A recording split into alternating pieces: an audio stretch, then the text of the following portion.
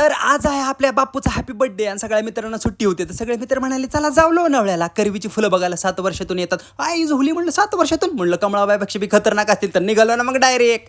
मग त्याच्यानंतर ह्या बोटीत बसल्या, अक्षरशः माझ्या गांडीव काटा आलता रे. अक्षरशः मी म्हणलं जर ह्या पाण्यात बिण्यात पडलो तर सकाळी मी फुगा होऊन येईन बाहेर. असलं मला भ्यालतं ना काय सांगायचं. आणि त्यात रे ह्या कुठल्या प्लंबरने असला रोड बनवलेला भुगल्यावाने तोंडाच्या. अक्षरशः मला अटॅक येता येता मी मरता मरता वाचलो रे. आणि त्यात रे माझ्या बोचाचा अक्षरशः भुगा झाला होता गाडी चालवून. मी म्हणलं कधी फुलं येतील, कधी बघीन तेवढं मन प्रसन्न होईल. पण त्यात आईच्या गावात बघितलं म्हणलं का नो ह्याच्यापेक्षा आमच्या टेरेसवर चांगली फुलं आहे ती. म्हणलं झक मारायला रे मी आलो इथं, सगळी कपल्सच आहे ती. आणि म्हणलं आम्ही पोरं आलो, ही फुलं.